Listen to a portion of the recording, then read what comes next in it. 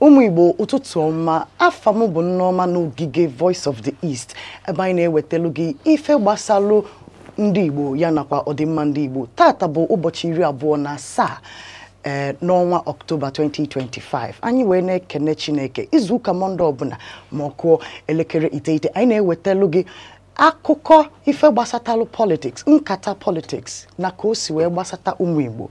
Akụkọ anyị na-anụ na ntị na Anambra steeti, ntị chọrọ iji anyị amara ma nya bụ akụkọ anyị akụ aka ka anyị ya ebebe akwa.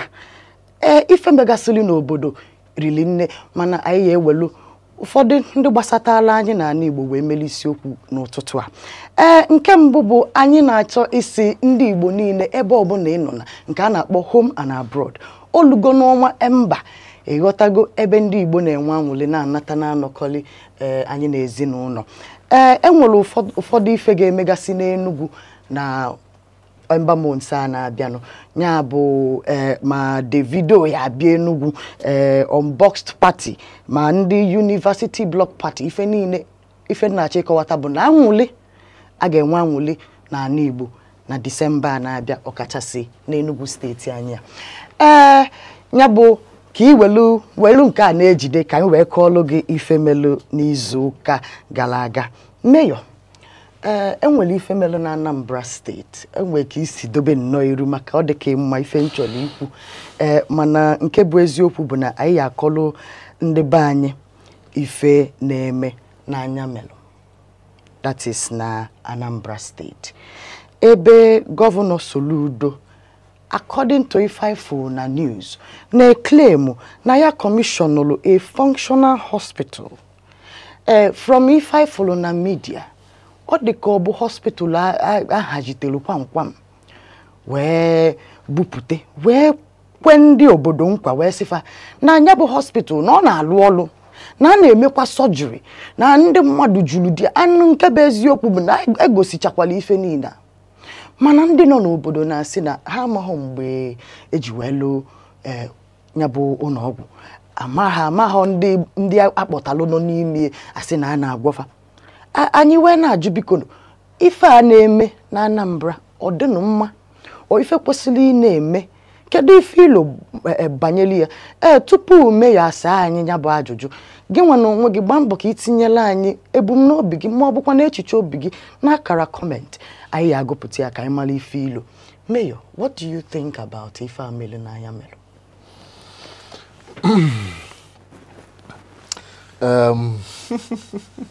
Ụtụtụ ọma mmadụ niile na-ekeli show anyị na-eme n'ụtụtụ a. Anyị anọlụ m onwe m, ịgwa na most times ife niile na-eme ana m anọlụ onwe m. Ndị a bịa eme taa ọ dịka nke ha mere taa adịbụrụ enough, abịa mee nke karịrị. Ndị na-asụ bekee si, when you think you've seen it all, just relax. A Nigerian politician will show you another all that you have not seen, right? Anyị na-ebe anyị nọ ebupụta vidio ebe Gọvanọ Soludo si na ome commission anya melum, ọ dịka echefugo m afa the hospital, anya melum General Hospital or something like that. Si na emelu 4 surgeries ebe on that day. Gosi anyị video. I full video no nke video ife dịka no have video ife dịka ebe a na-eme surgery. Number one, ndị mmadụ point out a lot of things na that video. Na ebe fan na-eku, then nurse yi hand glove. Yes, na nurse bụ a hired actor according to ife. Ana akọwata na nurse a no a hired actor. Maka na o nwere ndị mmadụ na-ama mmadụ, ndị makwa nọ na community ka obodo ka onye ọbụla mụ ibe. Mana ife a dị atọkwa mayor chọ ka nchọchị anyị machi etu aka isi n'ọlụ nwoke nwa na Ebonyi kpọkọ ndị obodo wee well completed building well ribbon wee decorate isi anya kpọọ ndị obodo ultra modern healthcare center. Mana ka nya bụ ife na-atọ ọchị, maka na enwe ife ndị Igbo na-asị na ajọ ife na-atọ ọchị, mana ka anyị na-achị ọchị ka anyị juke na ajụjụ.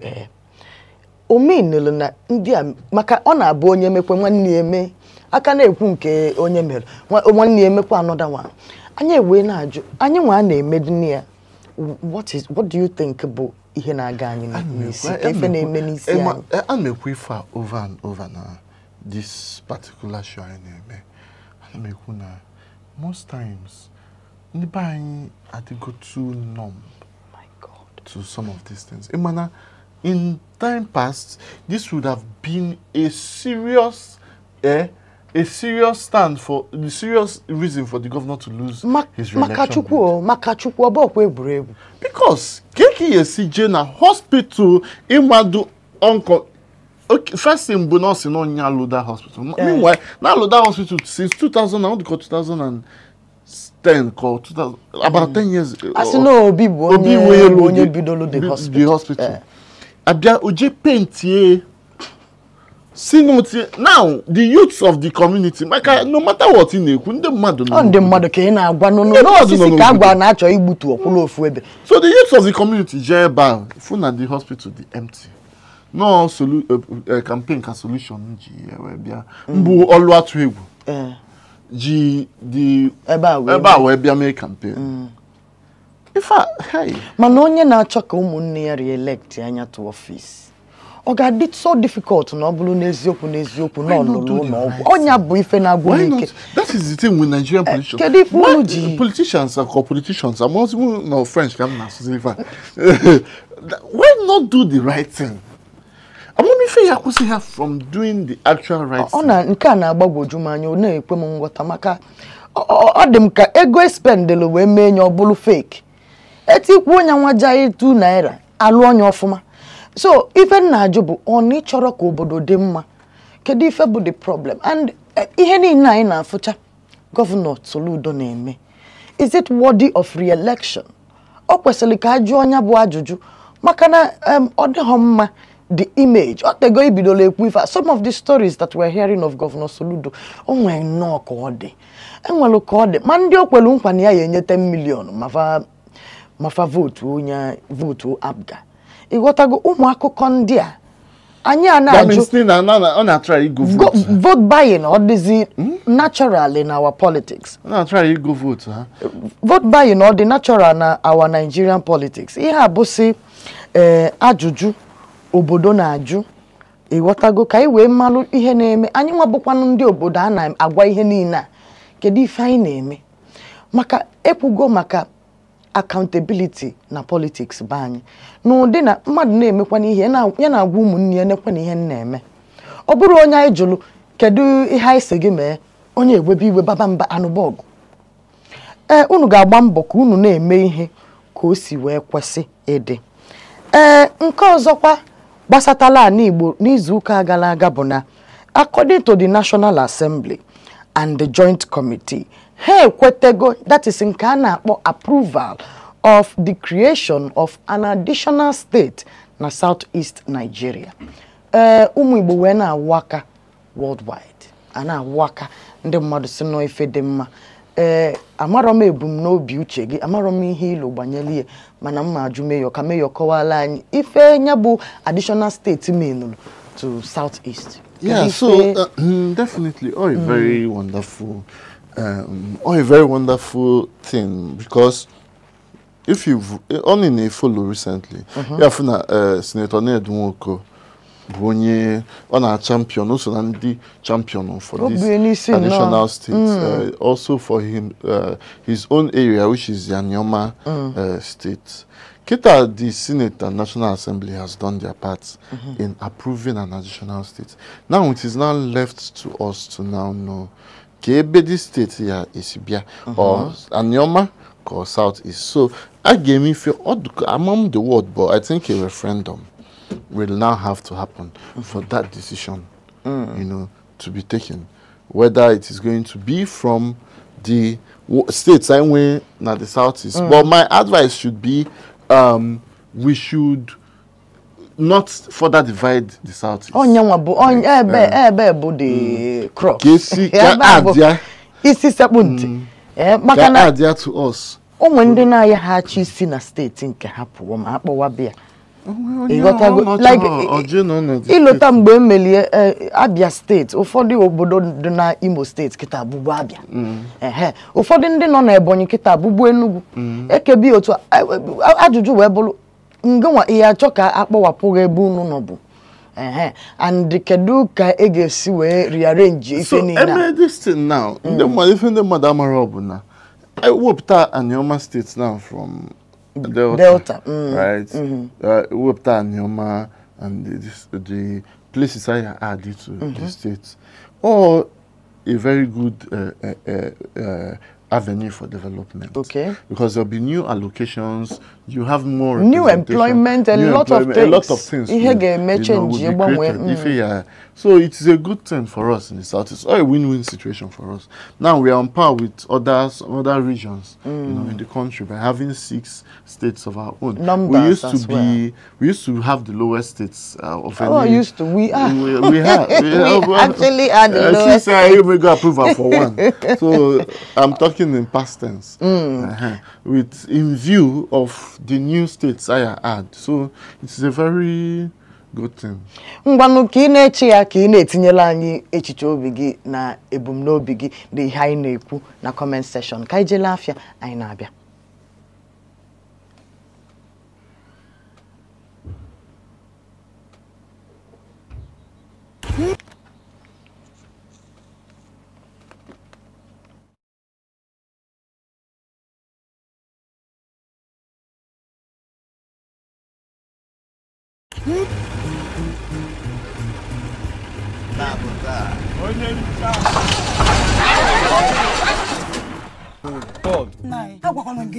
We shouldn't have used these balls.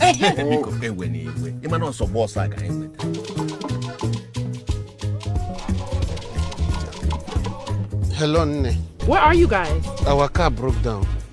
Oh my God. Adugo, why are you worried? Or get me? They just called me. They told me that the car broke down and they're stranded. Our in-laws? Yes. Sophia. Yes, driver. Okay, I will deal with that driver. Yeah. Hello? Is that Onye Ije Motors? I need your services very quickly.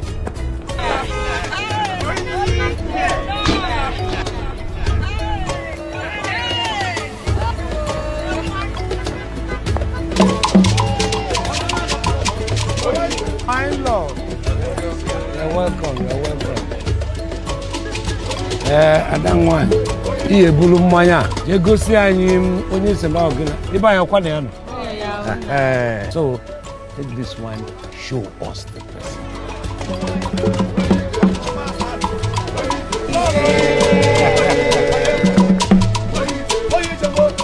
If you want safety, if you want comfort, if you want to go to wherever your destination is, it is Onye Ije.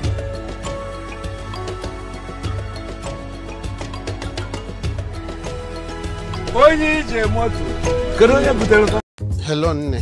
Where are you guys? Our car broke down. Oh my God. Adugo, why are you worried? Or get me? They just called me. They told me that the car broke down and they're stranded.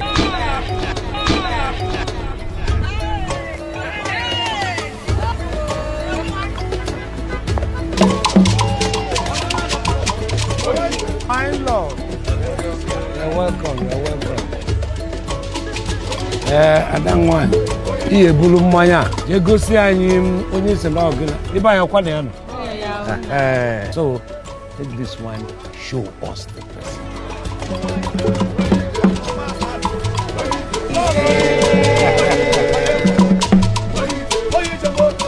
If you want safety, if you want comfort, if you want to go to wherever your destination is, it is Onye Ije.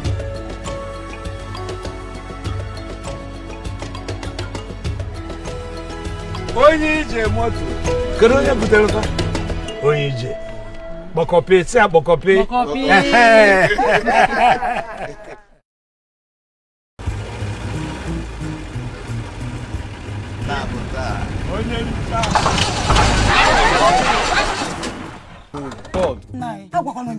We shouldn't have used these balls.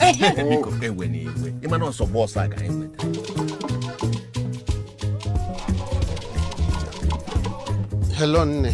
Where are you guys? Our car broke down. Oh my God. Adugo, why are you worried? Or get me? They just called me and they told me that the car broke down and they're stranded. Our in-laws. Yes.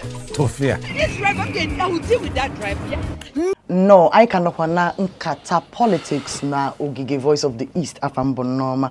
Muna meyo no anyi wena bakọrịta nkata n'ife gbasatalo omume ndị ọchịchị na anyị bụ Nigeria n'ife anyị na-afụ kwa ụbọchị. Onwenuru ụbọchị anyị tetele ụla fa agwa anyị ife dị mma. Nigerians ọfịa ka arụ anyị anụ good news. Ọ na-enye nsogbu.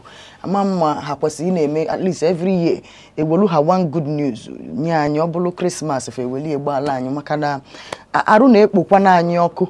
And odika 2026 na-abịa abịa ife anyị ga na-enekwa anya bụ odika ọmụ afụfụ maka na na-agwa anyị na by 2026 na anyị ga-ebido kwụba tax to up to 25%. Anyị amabeghị ka anyị esi tinye ọnụ, anyị amabeghị ihe anyị ga-eme.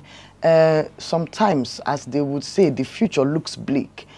Ana ajụ Nigerians ife unu ji agbapụ eje obodo oyibo, ajụ young Nigerians ife o ji dịka fe wepụrụ anya n'ezigbo omume na ụfọdụ agwa.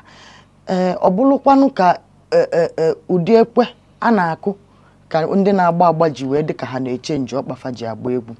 Mana esikwana na ọmụ agwalụ gị maka na ka a na-ekwu ya insecurity na Nigeria agwọlugo ife ọzọ. Ndị Christian, that is ndị na-ekpere Chineke na Nigeria, ife a na-akọwata bụ na ife a na-egbufa na north bụ atụrụ taba. Mmadụ kwa mmadụ egbuo 200 ebe a, egbuo 150 ebe a, eme nke ebe a. Kwara steeti nọ on the run as we speak na obodo anyị bụ Nigeria. Ọ dịzịa ka ndị ọcha bụzi ife na-etinye ọnụ n'ife gbasatala insecurity maka ndụ ndị okpukpere Christ na Nigeria bụ anya. O wepụli ya ka a na-ekwu the Nigerian Army wee pụta n'izu ụka gara aga wee pụta wee bebe akwa maka na anyị nwa bụ ndị obodo anụgo ka ndị ọchịchị, that is federal government in Nigeria, fapụtakwa since former President Buhari nọ n'ọchịchị ka ọ na-abụ anyị nọ asị anyị na up to 300 Boko Haram members ejidere na-emego ha rehabilitate. In fact, na-ejigo state funds wee nye ha rehabilitation, kuzielu fa skill, mekwava nke nwa anọ asị na ewelukwa these people kịta welufa wee tinyekwa back into our military. Na anyị gaba akụkọ ndị amịpụta fasị anyị hey na asabotage their mission at so place wee jide ndị amị one wee anyị nọ asị anyị na run military officers away from their training camps, and I'm not even joking, in Niger State in 2024.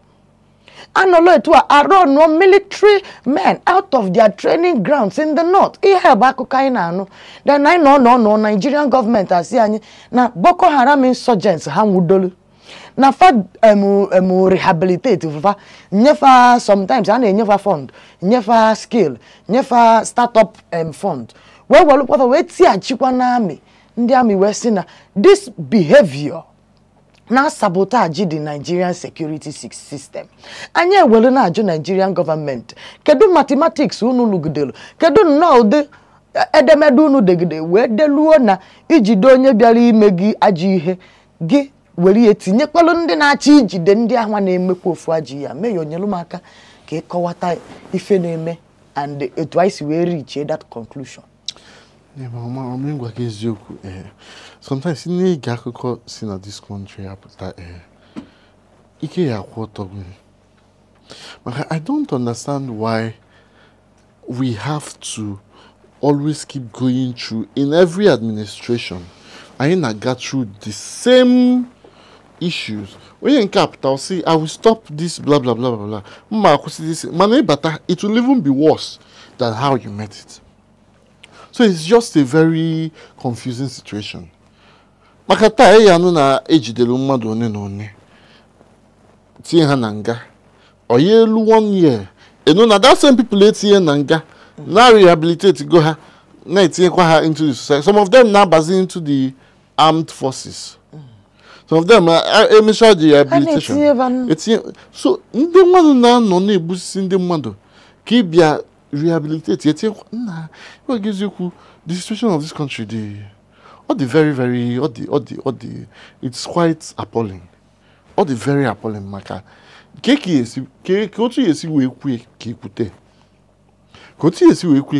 Maka most of these things bụ if a common sense ya solve obviously ọ dịka na ọ na-eme the right thing no nwere onye anyị no nwere onye obi ya dị mma ma ọ dị mma na ife dị mma na this country ọ eziokwu ọ dịka onwe onye anyị ga-offend ma ba anyị na-alụ ọrụ so most of this eziokwu ike ndị nwada na-egbusisi anyị ha n'unufa ọkwa na maka na Benue ka egburu ndị mmadụ egbusisi ndị mmadụ na Benue president jiwe na Benue kpọrọ school students tii ha na streets bụ ndị kwesịrị ịpụta with palm funds bịa na-ebe akwa na-egbusi ndị mmadụ be ha akpọrọ school students dọrọ na streets under the rain ndị jele onwe fa banquet ndị bịa n'ebe mmadụ nwụ jee receive way na banquet o jeho ijefu ndị nwa na-egburu right organize ya state banquet organize ya fanfare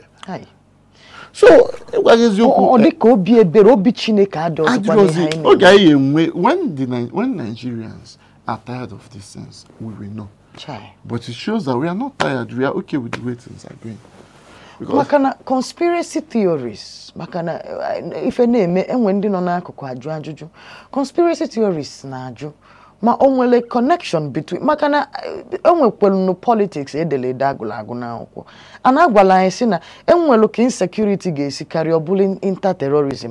Wee na-ajụ aka ndị ọchịchị anyị adị na ife niile a na-eme makana ọ dị ka enwelu a deliberate move not to actually stop it. Makana nwude gị kama m eti gị na nga. Maka ijubazi ọ bụrụ na anyị na-rehabilitate known terrorists proclaim the ndị manavabu terrorists rehabilitate yefa wolu state funds imago kuzielu fa skill tiachifa in our armed forces tinye ha in sensitive positions n'obodo. That means na nwudokwanu kidnappers anyị enyekwanu fa the same rehabilitation nwutekwa ndị zloshi nwutekwa ndị ori ha dịkwa entitled. Why o ji wulu na north ka na-eme this agotara m ejide na south mana ejide ndị nke eme ha rehabilitate so make sense nya bụ ife olulu ka eche olulu ka ajụ ajụjụ ịghọtago maka na ndị ọgbọ ọfụrụ si that the masses not matter. It's not matter. So ke na ife ha na-eme ndị na-egbusi ndị mmadụ eme mana eji Nnamdi Kanu for how many years na prison jebe adị mma na ba na John case so this is not making sense. Yeah, rehabilitation na achọ m ka ọ bụrụ na ndị ọnụ na-elu n'okwu biko na ọ bụrụ na unu ya akọwatalụ m na other Nigerians how the conclusion came about that Nigeria ndị bụ terrorists, they are not even criminals because if I will ndị na-aba n'ime a gathering chikọlụ ụmụazị jegbuo ha scores of killings in that na-eme gbuo 200, gbuo 300, gbuo 180, gbuo 150. Ijidezie nya. Ese na rehabilitate wele go Nigerians, same Nigerians that they are taking their blood. And now ransom abulugo community service. Anya chabi anya atuke ego. So from video the young lady kidnapped last week. Asking all the 20 million cancellation. Oh, 20 million. Okay. Email video, send her out that video. Yeah, one Nandi security service I am see trace here. Ebe that video. Mayor, nobody said a word. Not the security agencies, not the state government. Harrison, the activist. Onye Makesi. If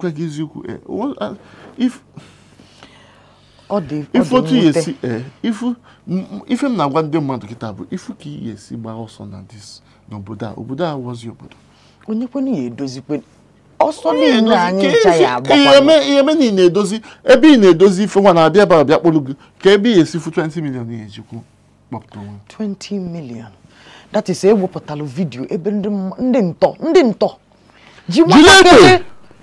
Onye kwuru pemu n'obodo a ndị mmadụ individuals wee tụkọ ego together wee je gbapụta onye ma luo kita enwebeghị onye kwuru okwu enye wee na-ajụ ọkpa aka nna ma ji eje n'ebe nwa ọ na-eje maka na ndị ọchịchị anyị biko kwanụ tinyekwe na anya unless m nwere ihe ọzọ na-eme anyị agụtahụ mana biko ndị Nigeria dị n'aka unu meelu ndị nọ n'ime ebele unu meelu ndị nọ n'ime ebele oge anyị na-akụ kwapụ ife anyị eji mechie okwu bụ na a sị na ya anakwa ndị ụka that is religious institutions na fasokwa na tax a ga-akwụ na 2026 ya bụ ndị isi ụlọ ụka wepụta wee na-ekwu wee na-asị biko na fe sorokwa na ya bụ tax bracket ịghọtago Nigerians ndị ụka fe kwesịrị ị na-akwụ tax ha na tight ihe a na-anakwa dị 2 million ekwukwe n'okwu first collection second collection enwere ndị na-enye offering 5 ndị Chineke mere ihe ọma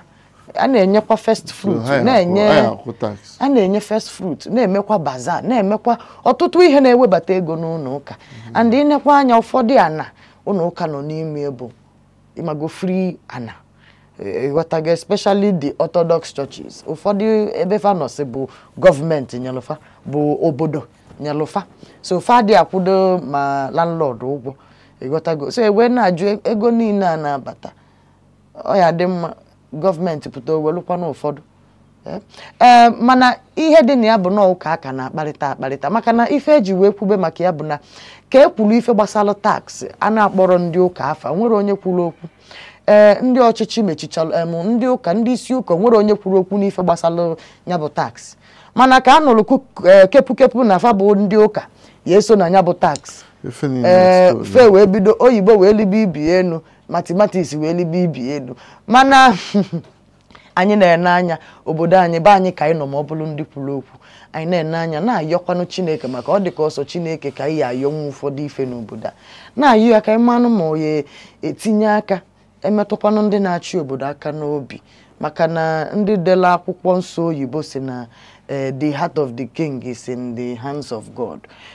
Which Nigerians have come to believe instead of Imagona. So because adụkwa ka ekpere a ndị izu ụka si anyị kpebe ka ihe na-ekpe ka ama obodo ya dị mma mee ya onwe ife ịchọ ịgwa ndị be anyị gwafa ka anyị gbapụ ya ọsọ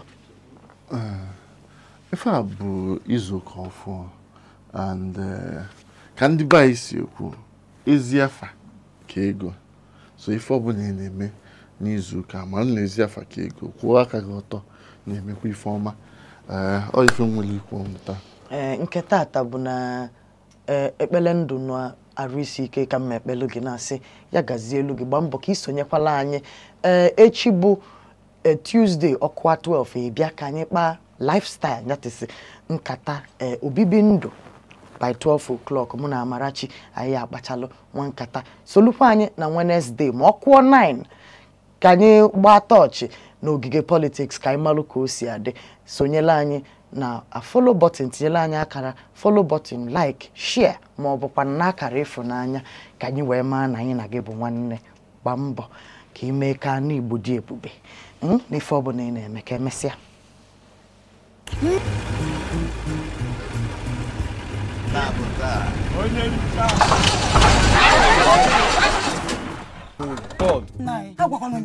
We shouldn't have used these balls.